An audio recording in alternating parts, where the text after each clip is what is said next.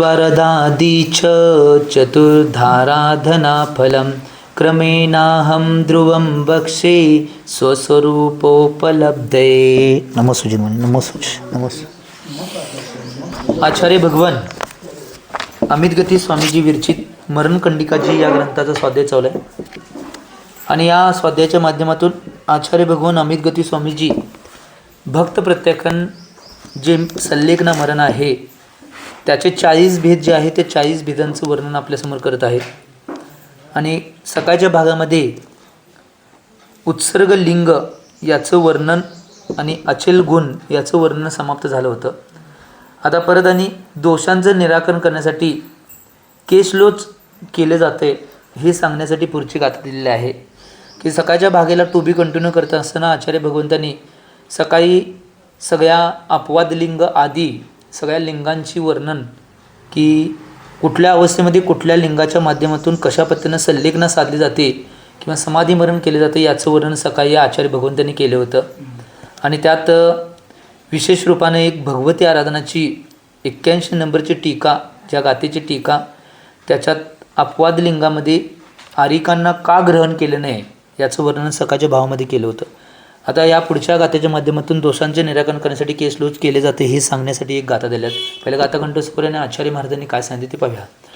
संस्कारा भावत केशा समूर्छन्ति निरंतनम विशत्यागंतो जीवा दुरक्षाशयनादिशो. तर आचार्य भगवान अमित गती स्वामीजी सांगत आहेत, संस्कार के अभाव में केश, जू, लीक आदि समूर्छन जीव के आधार होते हैं और वे समूर्छन जीव शयन आदि के समय दुष्प्रतिकार होते हैं तथा अन्यत्र से आते हुए भी कीट आदि देखे जाते हैं. जे काय सांगितले, संस्काराच्या अभावामध्ये के, जू, लीक आदी समूर्छन जीव आहे त्यांचं जे आधार आहे किंवा जे समूर्छन जीव शयन करतात त्यांच्या वेगवेगळ्या प्रतीला त्यांचा प्रतिकार करत असताना अन्यत्र ते जीव येतात, कीट येतात असं भेटलं आहे. मग इथं पुढं आणि प्रश्न करतात. एवढ्या गाथ्याच्या माध्यमातून एवढंच सांगितलं. पुढं प्रश्न काय करतात, केशलोच न करणे में क्या दोष आहे. मग जीवांची हिंसा होत असेल तर केशलोच केलं नाही तर चालतंय काय, हे प्रश्न विचारल्यात. आता त्या प्रश्नाचं उत्तर देताना आचार्य भगवान सांगतात, साधुजन कभी पानी से बाल नहीं धोते, तेलादी का मर्दन नहीं करते एवं सुगंधित वस्तु नहीं लगाते. अतः केशों में समूर्छन जू एवं लिखादि उत्पन्न हो जाते हैं. तब साधु के सोने पर, धूप में जाने पर एवं सिर के टकरा जाने पर उन जीवों को बाधा होती है. अर्थात भिन्न देश, भिन्न काल एवं भिन्न स्वभाव होने से अथवा खुजली आदि करने से उन जीवों को पीड़ा होती है. जो जीव केशों में उत्पन्न होते वे दुष्प्रतिकार है, किंतु अन्यत्र से आकर भी अनेक कीटाणु बालों में घुस जाते. यदि दिगंबर साधुओं के केशलोच व्यवस्था न होती तो अन्य मतावलंबियों के साधुजनों में और इनमें भेद करना दुष्कर हो जाता. केशलोच न करने से ऐसे दोष उत्पन्न हो जाते. इसलिए जिनेंद्र देव ने केशलोच करने की आज्ञा प्रदान की है. तर काय सांगतात, साधू पाण्यानं नाही डोकं धुवत नाहीत, तेलादीचं मर्दन करत नाहीत. आता संस्कार विधी किंवा वैयावरती या गोष्टीने रोजच्या रोज मर्दन करणे याला मर्दन करणे म्हणतात. तुम्ही म्हणशीला मग वैयावरती करताना ती करत असतात, परंतु इथं काय, जसं साधारण श्रावक रोजच्या रोज ज्या क्रिया करतात, धुण्याच्या रोजच्या रोज धुण्याच्या किंवा रोजच्या रोज तेल लावण्याच्या क्रिया करतात त्याला संस्कार किंवा मर्दन तेलादी क्रिया म्हणतात. परंतु साधू तसे करत नाहीत. कधी त्यांच्यावर काय वाटलं तर त्यावेळी धुण्याची किंवा वैयावरती असते त्यावेळी तेल लावण्याची ही क्रिया करत असतात ना, कायमस्वरूपी लावत नाहीत, सुगंधित वस्तू लावत नाहीत. आता केशों में समूर्छन जीव एवं लेखादी उत्पन्न हो जाते हैं. मग असं लावत नसेल समजा, अशी समूर्छन जीव जो उत्पन्न झाले तर साधू सोने म्हणजे झोपल्यानंतर किंवा धूपमध्ये गेल्यानंतर किंवा सावलीत गेल्यानंतर किंवा एकमेकांना डोकं लागल्यानंतर त्या जीवांना बाधा होते ना. अर्थात भिन्न देश, भिन्न काल, भिन्न स्वभाव झाल्यामुळं ते खुजले आधी केल्यामुळे नाही त्या जीवांना पीडा होऊ शकते. तर जे जीव नाही केशामध्ये उत्पन्न होतात ते दुष्प्रतिकार आहेत म्हणून सांगितलेत. आणि वेगळ्या ठिकाणी येऊन सुद्धा केसांमध्ये बसू शकतात, असे जीव बसू शकतात की जे कीटाणू बसू शकतात.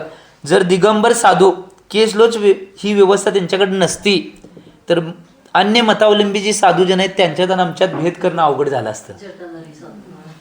केस वाढले असते, जीव राहिले असते, बाकीच्या सगळ्या क्रिया झाल्या असत्या त्यात. मग या गोष्टी त्यांच्यात आणि आमच्यात फरक राहिला नसता. म्हणून केसलेच न करण्यामुळं जो उत्पन्न होणारा दोष आहे तो दोष उत्पन्न होऊ नये म्हणून जिनेंद्र भगवानने केसलोचची आज्ञा केल्या. काय सांगितलं? कारण की त्यांच्यामध्ये बरेच जीव उत्पन्न होतात. अन्य मतावलंबी साधू आहेत त्यांची कशा जटा वाढलेल्या असतात, केस वाढले असतात, कसे ठेवतात, त्यात जीव किती मारले आहेत, जगालेत किती, काय व्हायले, या सगळ्या अवस्था. आणि नुसतं तेच त्या केसातले जीव आहेत असं नाही, बाहेरने येऊन जीव बी त्याच्या आश्रयाला बसतात. मग त्या सगळ्या जीवांची हिंसा, ह्या सगळ्या गोष्टी, मग त्यांच्यात आणि आमच्यात काय फरक राहिला नसता. म्हणून जिनेंद्र भगवंतांनी काय केलेलं आहे, तसा दोष उत्पन्न होऊ नये म्हणून तो दोष निराकरण करण्यासाठी केसलोच करण्याची आज्ञा केलेली आहे. ही गोष्ट महत्त्वाची. होय, ते काय उपास आहे, परंतु ते उपास कुठला आहे माहिती काय, जे केसाच्या मुळामध्ये नाही बारीक जी सूक्ष्म जीव आहेत त्या सूक्ष्म जीवाची हिंसा त्यावेळी होते म्हणून उपास सांगितलेला आहे. त्या दिवशी केसलोच दिवशी उपास का करायचा आहे, केसाच्या ज्या जडामध्ये नाही बारीक सूक्ष्म जीव जे बसलेले आहेत ते उकडताना जोरात उकडले जाते ना, त्यामुळे त्या जीवांची हिंसा होते म्हणून त्या दिवशी उपास हे सांगितलेलं आहे. ही गोष्ट हां नाही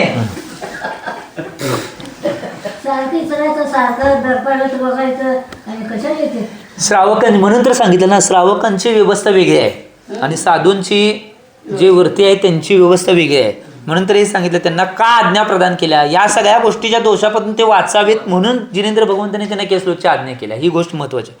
आता पुढं आणि परत ह्याच गाथेला पुष्ट करण्यासाठी आणि गाथा दिले. 1-2 गाथ्यामध्ये श्रावकांना कळत नाही आणि परत डीपमध्ये हळू व्यवस्थित विश्लेषण करून करून करून सांगणार आहेत. पुढच्या गाथेत काय आहेत आचार्य भगवानांनी काय म्हटलेलं आहे बघूया.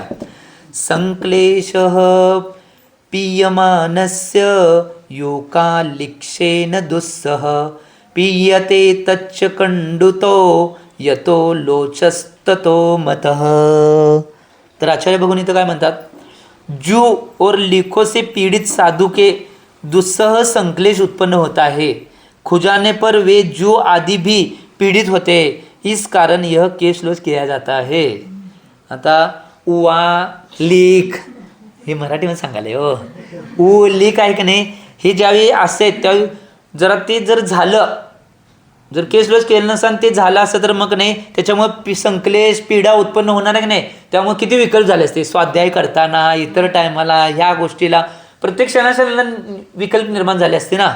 ते विकल्प निर्माण होणे किंवा खाजवणे, पीडित होणे, हे विकल्प निर्माण होऊ नये म्हणून केसलोच सांगितले ना.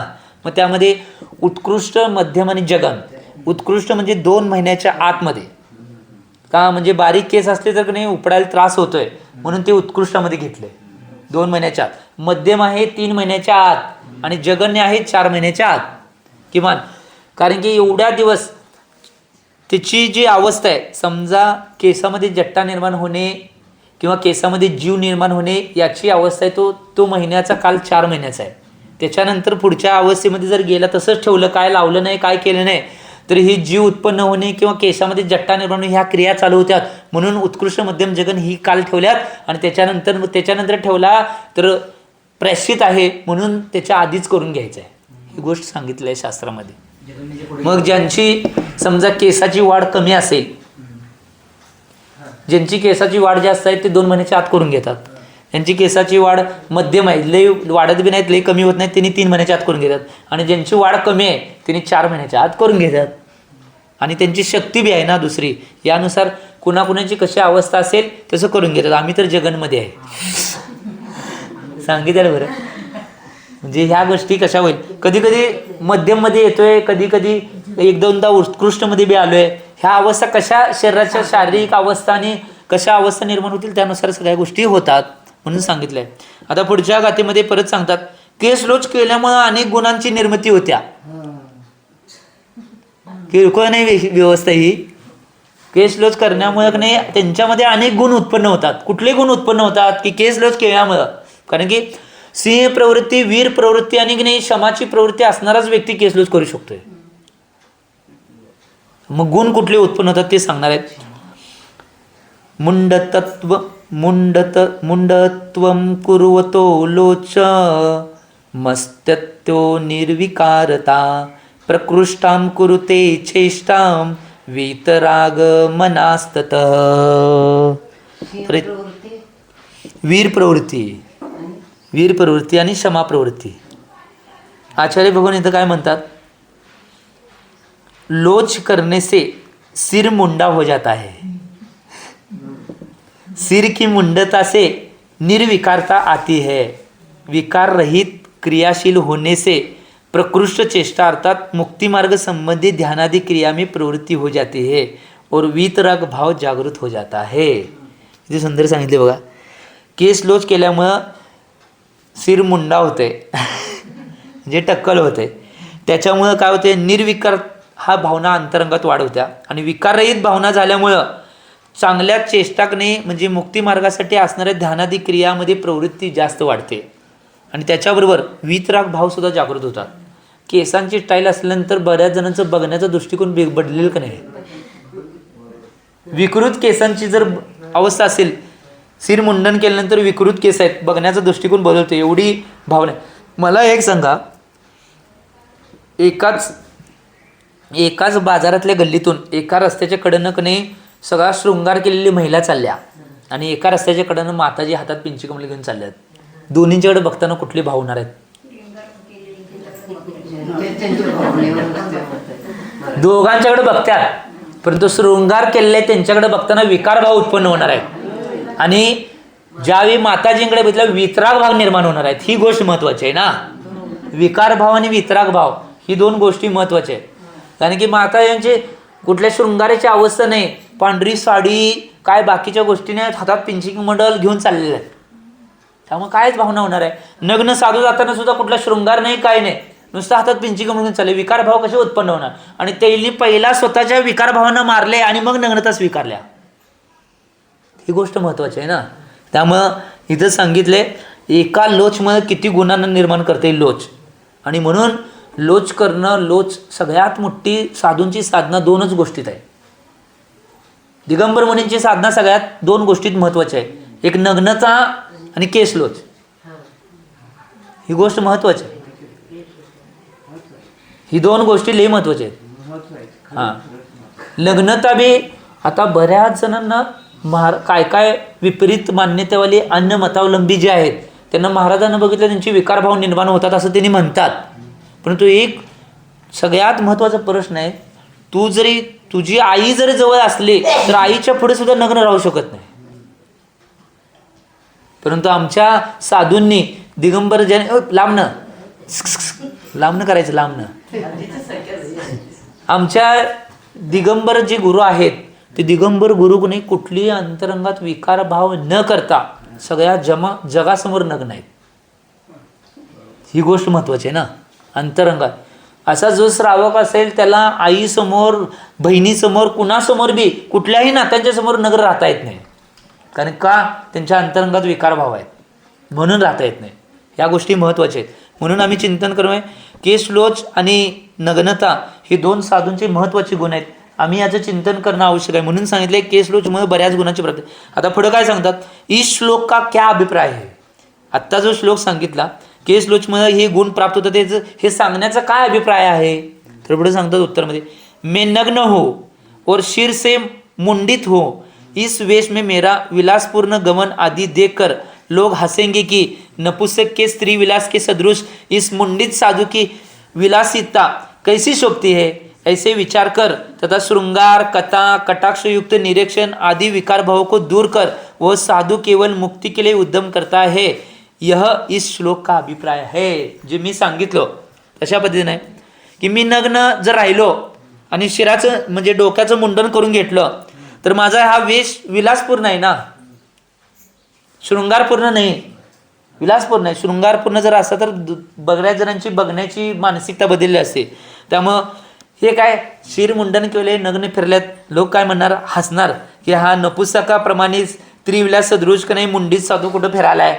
मग बघण्याचा दृष्टिकोन कुठला वैराग्याचा दृष्टिकोन होणार, वितरागताच्या बघण्याचा दृष्टिकोन होणार, वैराग्याचा.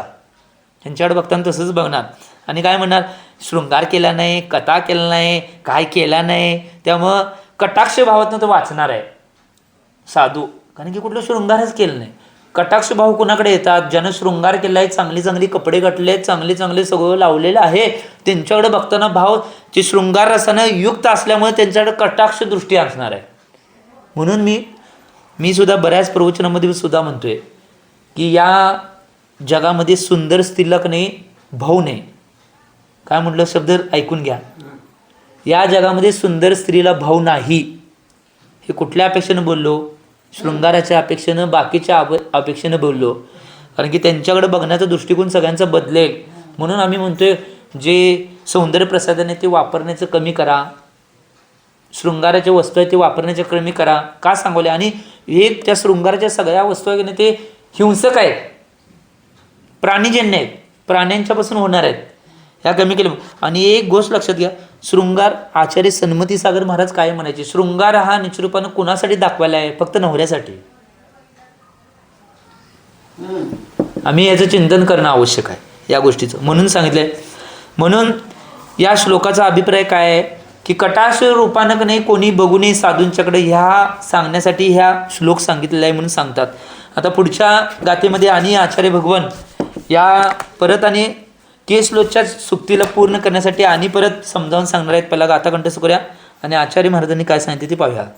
दम्यमानस्य लोचेन ऋषी कार्थेस्य नाग्रह स्वाधीनत्वमदोषत्वं निर्ममत्वं च विग्रहे. आचार्य भगवान इथं काय म्हणतात? आचार्य भगवान इथं सांगत आहेत केशलोच से मन दमित हो जाता है. काय म्हणते बघा, केशलोच से मन दमित हो जाता है, इंद्रियों के विषयों में प्रवृत्ति क्षीण हो जाती है, स्वाधीनता निर्दोषतावर निर्ममत्व भाव प्रकट हो जाते. किती गुण आले बघा. केशलोच केल्यामुळे मन दमित होते, मन दाबलं जाते. मनाला आपण वश करू शकतोय. कारण का? मन म्हणाले बाबा दुखाले दुखाले दुखाले तरी मनाला दाबवले आम्ही. हे गप बसायचं तू का? मी हे सहन करणार आहे. केशलोच हा माझा नाही काय आहे, माझा मी एक गुण आहे आणि त्या एका गुणाला मी पालन करण्यासाठी मी गप बसणार. त्यावेळी गप बस. मन दमितच झालं की हो. मनाला काय मागते ते मन दिलं की मन विक्षिप्त झालं. आम्ही मनाला काय मागेल ते दिलं नाही तर मन दमित झालं. केसलोचच्या माध्यमातून दमितच झालं. प्रत्येक वेळी केसलोच करताना दुखायला लागले तरी सुद्धा मनाला आम्ही दाबून ठेवलं आहे. शांत बसायचं आहे बाबा, आता तुला शांत बसायचं आहे बाबा, तुला शांत बसायचं आहे बाबा. किती वेळा दाबलं, किती केस काढतात त्या सगळ्या वेळी. आणि ह्याचे केस सगळं काढत असताना त्या मनाला प्रत्येक वेळी दाबत असते. म्हणून ती मन दमित होते म्हणे. आणि पुढे काय नाही, इंद्रियांच्या विषयामध्ये प्रवृत्ती क्षीण होत्या. इंद्रियांच्या विषयामध्ये जो व्यक्ती लागला असेल त्या केस लोचनात नाही इंद्रियांचे विषय नाही त्याच्या प्रवृत्ती नाही क्षीण होत्या, म्हणजे कमी होत्या. बाबा एवढं सगळा मोठा पुरुषार्थ करलेला आहे आणि तुझ्या इंद्रियानं तू गवसू शकत नाहीस. स्वतः मनाला म्हणणार नाही धिक्कार आहे बाबा तुझा. यावेळी एवढं मोठं केस लोचा मोठा एवढा धाडसी निर्णय करून शांत बसलाय आणि इंद्रियानं का बसवलं येत नाही तुझ्या. कधी इंद्रियाकडं काय चुकीची घटना झाली तर त्यावेळी सांगता येईल ना, केसला एवढं मोठं धाडस करतोयस आणि तुझ्या इंद्रियानं मोकं सोडलायस, वय मनाला दाबलायस आणि इंद्रियानं मोकं सोडलाय. त्यामुळे इंद्रिय त्यांची प्रवृत्ती क्षीण होते. म्हणते स्वाधीनता निर्दोषता आणि निर्ममत्व भाव प्रकट होतात. म्हणजे स्वाधीनता, स्वतःची स्वाधीनता म्हणजे काय, केस लोक स्वतः करत असतो किंवा दुसऱ्यांच्यानं करत असतो त्यावेळी शांत बसलं असेल म्हणजे स्वाधीनता प्रकट होते. निर्दोषता की अंतरंगात दोष आहे ते काढण्यामध्ये केस लोक सुद्धा मदत करते. काय वाईट गुण आहे ते प्रवृत्ती काढण्याचा प्रयत्न करते. आणि निर्ममत्व कशावरही ममत्व ठेवण्याचे भाव प्रकट होते. आता तुझ्या स्वतःचे केस तुझ्या शरीरावर ममत्व ठेवलं नाहीस, दुसऱ्यांच्यावर काय ठेवणार आहेस? हे माझे आहेत, हे माझे आहेत, हे माझे आहेत, सगळेच माझे आहेत. निर्ममत्व हे भाव प्रकट होतात. त्यामुळे ही गोष्ट महत्त्वाची आहे. आणि परत आचार्य भगवान आणि पुढच्या गाथेमध्ये केसलोकचं आणि परत पटवून सांगायलात. किती एका विषयावर किती दीप विश्लेषण करायत. पहिला गाथाकंठस्थ करीने आचार्य महाराजांनी काय सांगितले पाहूया. आत्मीया दर्शिता श्रद्धा धर्मे लोचम वितन्वता भावितम सकलम दुःखम दुच्चरम चरितम तपः. आचार्य भगवान इथं काय म्हणतात, केसलोच करने से आत्मा की धर्म अर्थात चारित्र में श्रद्धा प्रदर्शित होती है. शरीर कष्ट सहिष्णु बनता है, शरीर कष्ट सहिष्णु बनता है.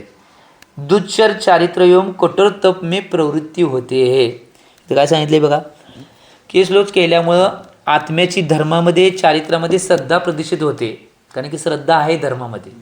त्याच्याबरोबर शरीरामध्ये कष्ट सहन करण्याची वृत्ती वाढते. कष्ट सहिष्णू म्हणजे काय, कष्ट सहन करण्याची शक्ती वाढते ना, कारण की एवढं केस लोच करले तरी शांत बसल्या, ही गोष्ट मध्ये त्यामुळे सहिष्णू वाढते. आणि दुश्चर चारित्र, त्या दुश्चर चारित्र किंवा कठोर तपामध्ये प्रवृत्ती होते. दुश्चर चारित्र म्हणजे काय, कठोर जे चारित्र करण्याचे भाव आहेत ते आपोआप वाढतात. केस लोच एवढा मोठा पुरुषार्थ करल्यात, चारित्र्यामध्ये आपोआप प्रवृत्ती होणार आहे ना, तपामध्ये आपोआप प्रवृत्ती नाही. कुठं उभारला, काय चावत असलं, पाय दुखाल्यात, अमुक आले, बाबा तुला तप करायचं आहे. केस रोज करताना दुखलं नाही, आता काय तप करायला भ्यायचं आहे. पावसात चाललाय, थंडी वाजायला, काय वाटते, कशाला वाटते.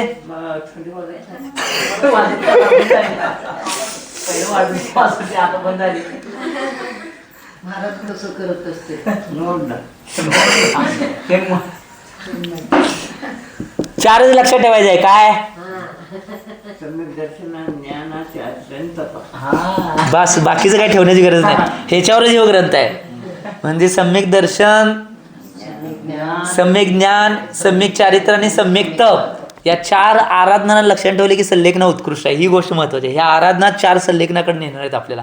त्यामुळं बाकीचं काही लक्षात ठेवल्यानंतर परत आणि प्रश्न करल्यात, एवढं सांगितला, परंतु याच्यात मग आम्हाला एक शंका आहे, ते शंकाचं निरसन करा. काय म्हणतात, कष्ट सहिष्णुता से क्या लाभ आहे.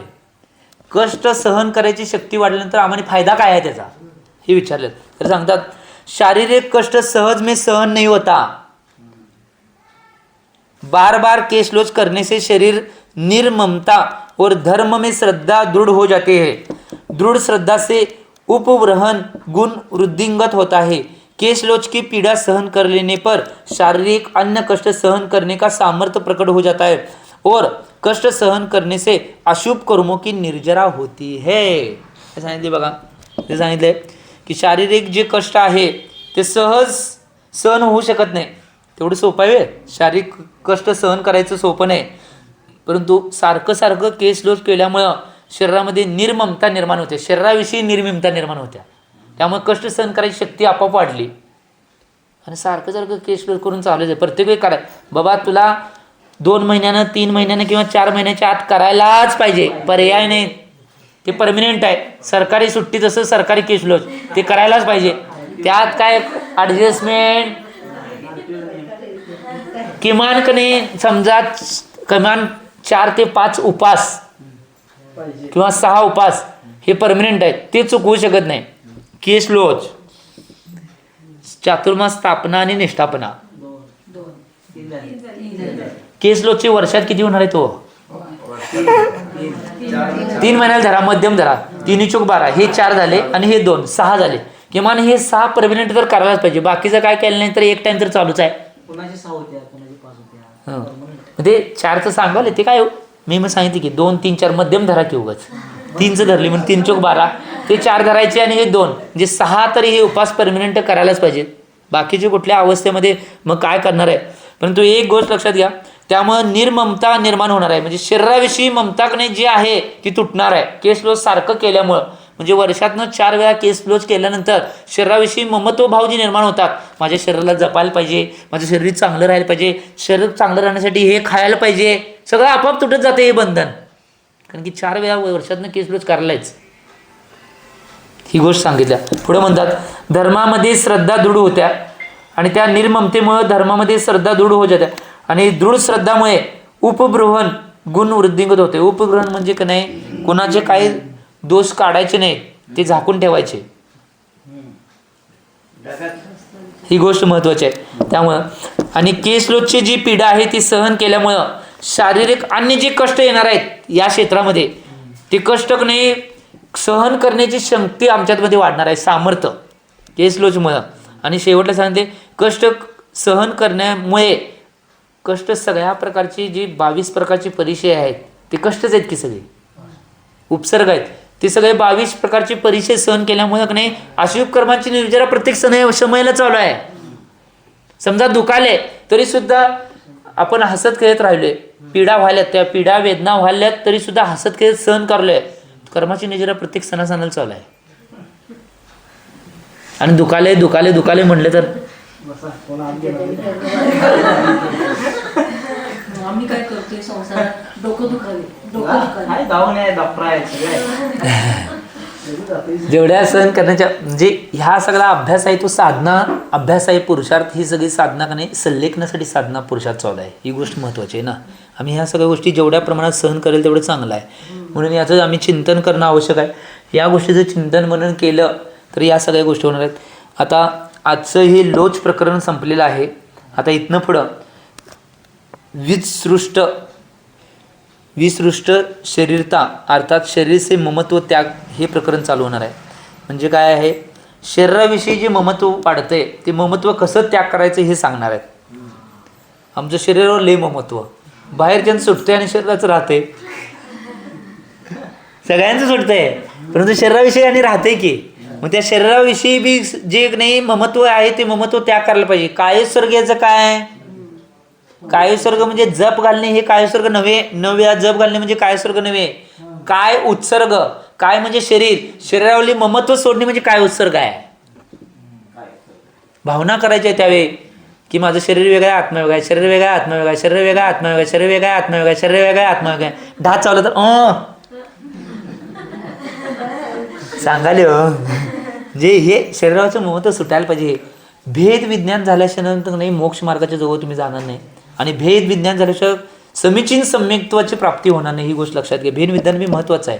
भेद विज्ञान याचा अर्थ काय आणि आजपर्यंत जेवढे जीव मोक्षाला गेलेले आहेत सिद्ध भगवान बनलेले आहेत ते सगळे भेद विज्ञानामुळेच बनलेले आहेत. भेद विज्ञान म्हणजे काय माहिती आहे तुष्माश भिन्नम याचा अर्थ काय आहे तुष्माश भिन्नम म्हणजे काय फोलपाट आणि डाळ जसं वेगळं आहे तसं माझा आत्मा आणि शरीर वेगळं आहे याला भेद विज्ञान म्हणतात. या तुष्माश भिन्नम एका मंत्रावर का नाही एका महाराजांनी काही ज्ञान नसताना नमोकार मंत्र सुद्धा येत नव्हता त्यांनी मोक्ष प्राप्त करून घेतला. बरोबर आहे कुठले महाराज शिवभूती महाराज की त्यांना नमोकार मंत्र सुद्धा येत नव्हता तो नमोकार मंत्र सुद्धा लक्षात राहिला नाही म्हणून महाराजांनी मंत्र दिलता की काय तुष्माश भिन्नम हा मंत्र घेऊन जा तू ध्यान तेन कर तुझं कल्याण होतंय. त्यांच्या महाराजांना गुरु महाराजांना माहित होतं की हा माझा शिष्य आहे तो शिष्यामध्ये माझ्या कॅपॅसिटी चांगली आहे आणि तो सगळं प्राप्त करू शकतोय. मग तिथनं दुसऱ्या गावाला विहार करतो म्हणले आणि गेले तीर्थासाठी आणि त्यांना साधना करायची होती आणि गेल्यानंतर दुसऱ्या गावात आहारला उठताना नाही ती मंत्र विसरली की हो जाताना सगळं म्हणतच गेले ते तुष्माश भिन्नम आहारला उठताना जरा शुद्धी करताना इकडे तिकडे लक्ष गेलं ते मंत्रच विसरले आणि कर पकडून आहारला गावामध्ये गेले. एका गल्लीमध्ये गेले आणि एका गल्लीमध्ये की नाही एक महिला डाळ पाकडत होती सुपामध्ये आणि डाळ पाकडताना ज्यावेळी त्या महिलेला बघितले महाराज त्यावेळी त्यांना लक्षात आलं गुरूंनी काय मंत्र दिलं त्या तुष्माश भिन्नम तिथं कर सोडले आहारला गेले नाही. तसंच जंगलामध्ये जाऊन बसले एका दगडावर ध्यानाला तुष्माश भिन्नम ज्याप्रमाणे डाळ आणि फोलपाटे वेगळा आहे त्याच्याप्रमाणे माझं शरीर आणि आत्मा वेगळा आहे एवढं म्हणत ध्यान करत करत गेले आणि त्यांना लगेच कैवल्याची प्राप्ती झाली. आता गुरु तिकडे म्हणाल्यात सगळ्या शिष्यांना जे शिष्य सगळे शिष्य चिडवत होते तुला काहीच येत नाही नमोकार येत नाही अमुक येत नाही काय येत नाही सगळे म्हणत होते सगळे चिडवायला त्या शिष्यांना गुरु काय म्हणले एका महाराजांना कैवल्यान झाले आपल्या संघातल्या झाले असं सांगितलं नाहीत. एका महाराजांना कैवल्यान झाले चला दर्शन करायला जाऊया सगळे गेले. काय जण मग ते शिष्य जे चिडवत होते ते लांब न बघतात एक जण म्हणतात बहुतेक शिवभूती आहे वाटतं आपला जवळ गेल्यावर दिसते तर शिवभूतीच होते. अरे शिवभूती ज्याला आपण काय येत नाही म्हणतो ते कैवल्यान प्राप्त करून घेतला आणि आम्ही सगळं ज्ञान करून इथंच बसलोय.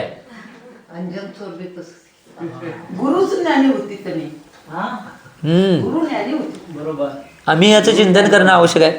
त्यामुळे एक गोष्ट लक्षात घ्या पहिला सगळ्यात महत्वाची गोष्ट एक काय आमच्या शरीराचं ममत्व आम्ही सोडून देणं आवश्यक आहे. शरीराचं ममत्व कुठल्याही गोष्टी होय जपच करतात ती नाही काय आहे माहिती काय त्या जपाचे बी दोन प्रकार सांगितल्यात बाह्य अवस्था आणि अंतरंग अवस्था. जोपर्यंत अंतरंग अवस्थेत पोहोचत नाही तोपर्यंत तुम्ही जप करायचा बाह्य अवस्थेत तोपर्यंत आणि ज्यावेळी अंतरंग अवस्थेत पोहोचेल तुमची तेवढी शरीराची विशुद्धी वाढेल त्यावेळी मग त्या शरीराविषयी आणि आत्म्याविषयी चिंतन करायचं. ह्या गोष्टी आहेत. मग आता अंतरंग अवस्थेत पोहोचूसपर्यंत पंचपरमेश्वरींचं आपल्याला हे घ्यायला पाहिजे अवलंबन. अंतरंग अवस्थेत पोहोचू शकत नाही कपड्यात कोण पोहोचणार नाही अंतरंग अवस्थेत तोपर्यंत आपण पंचपरमेश्वरींचं देवशास्त्र गुरूंचं नवदेवतांचं आधी आलंबन घ्यायला पाहिजे. मग त्यासाठी मग आपण ते नव्या जप घालतोय ह्या गोष्टी आवश्यक आणि ज्यांनी घातल्या मग ते तसेच बसतात काय जण. मग त्यावेळी त्यांनी काय आज चिंतन करल्यात, माझं शरीर वेगळं आहे, आत्मा वेगळा आहे, हे चिंतन चालू असते. म्हणजेच काय सर्ग ह्या गोष्टी आहेत. या गोष्टी मग चिंतन कर म्हणून आता तेच सांगायल्यात. शरीराचं ममत्व त्याग कसं करायचं हे पुढच्या गाथा येणार आहेत. बऱ्याच गाथ्याच्या माध्यमातून देहाची विसृष्ट व्यवस्था सांगणार आहेत. म्हणजे देहापासून ममत्व त्याग करायची व्यवस्था आहे ती सांगणार आहेत. पहिला गाथा कंठस्वरीने आचार्य महाराजांनी काय म्हटलेलं ते पाहूया. न भ्रूदंतोष्टकर्णाक्षी नककेशादि संस्कृतीं भज्जन्तु वर्तनं स्नानं नाभंग्यम ब्रह्मचारिणः. आचार्य बघून इथं काय म्हणतात, ब्रह्मचर्य व्रत धारण करने वाले साधुजन अपने भो, दांत, ओठ, कान, डोळे, नख एवं केशादि का संस्कार नहीं करते, उबडन नहीं लगाते, अभंग्य स्नान नहीं करते. काय सांगितले, पहिलंच काय सांगितले, शरीराचं ममत्व सोडण्यासाठी पहिली ही कारणं आहेत. जे ब्रह्मचर्य व्रताचं कठोरपणे पालन करणारे जे साधूजन आहेत ते आपले ह्याचा शृंगार करत नाहीत, भुयांचा. आज आले की काय काय ते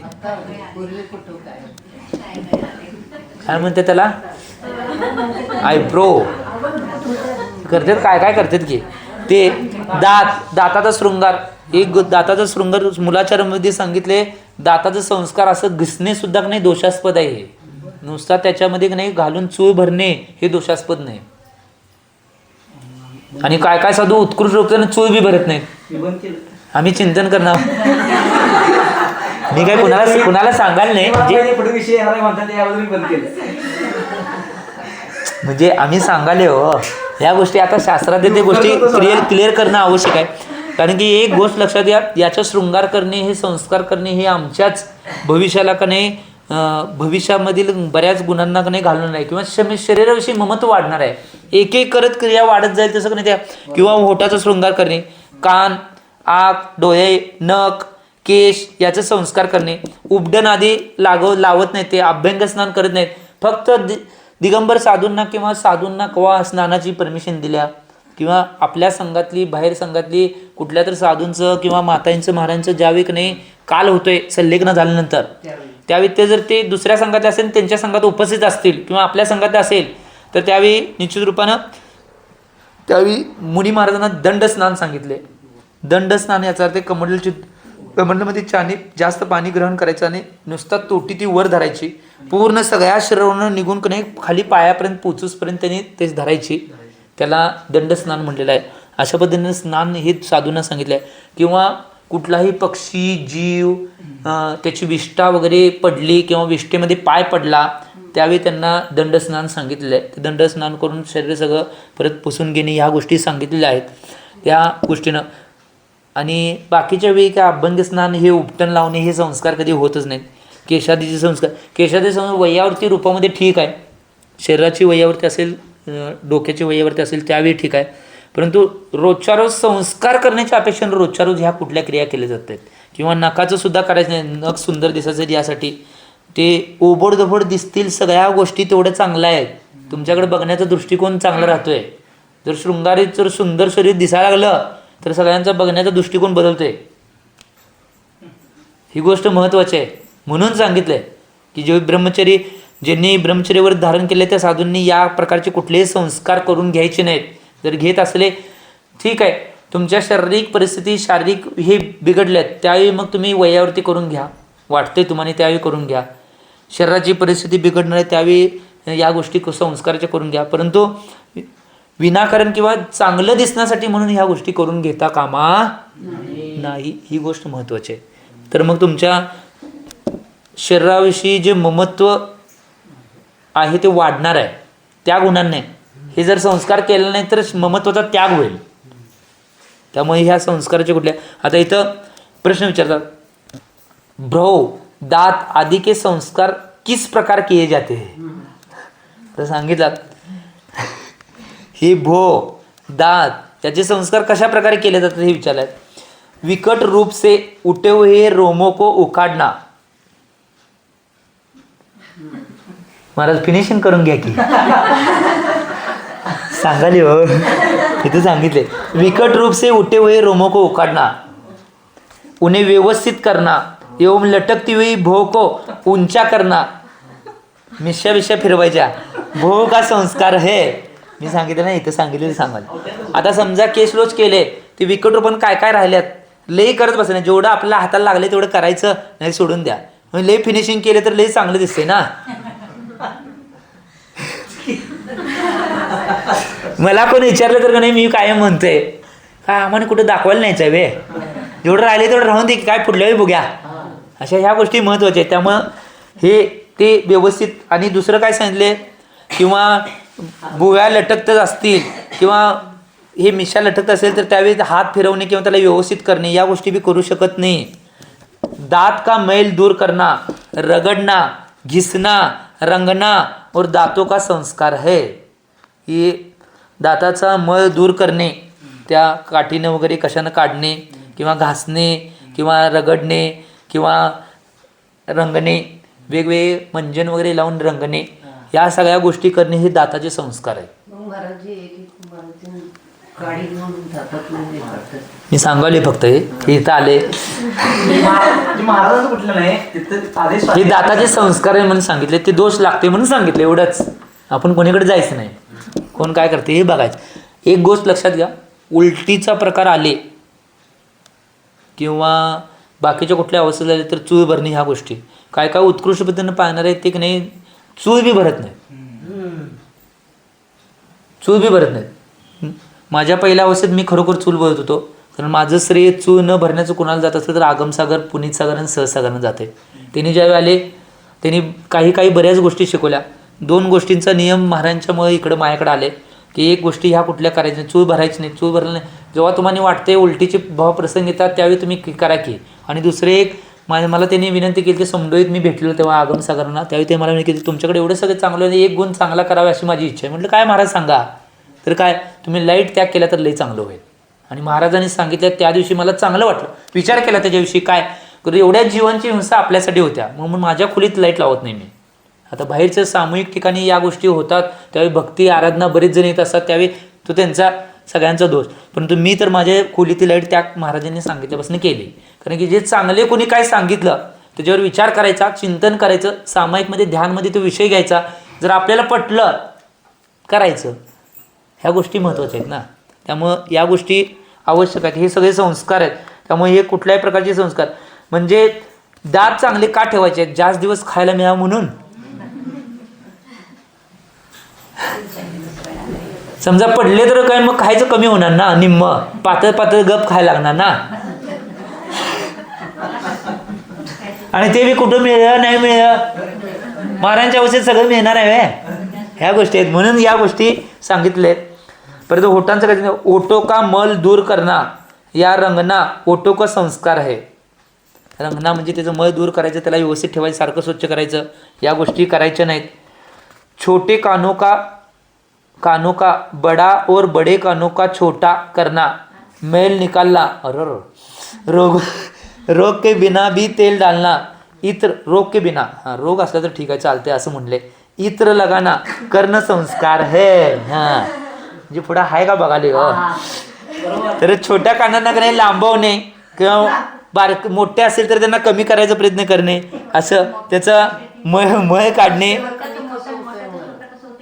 ते वडतेत की हो.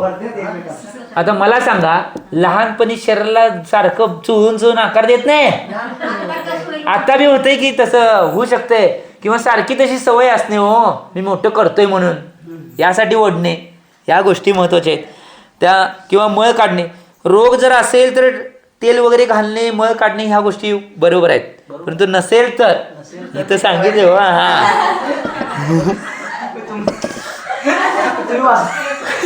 मी काय वाचलं असं काय नाही. या गोष्टी बघा जे काय सांगितले ते मी सांगले, ह्यातलं काय कुठल्या चढवून सांगणार आहे किंवा कमी सांगणार आहे ह्या गोष्टी नाही.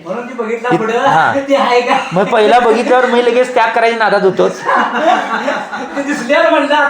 रोग के बिना तेल डालना असं नाही. किंवा इत्र वगैरे सुगंधित औषधे लावणे, ह्या गोष्टी सुद्धा आहेत. एक गोष्ट लक्षात, सुगंधी वगैरे काय लावणे, चंदन काही तुमच्या शरीराच्या बाधा असतील, शरीराला व्याधी असतील त्यावेळी ठीक आहे. पुढे सांगितले नेत्र धुणे, डोळे धुणे, त्यात अंजन घालणे, हे डोळ्याचे संस्कार आहेत.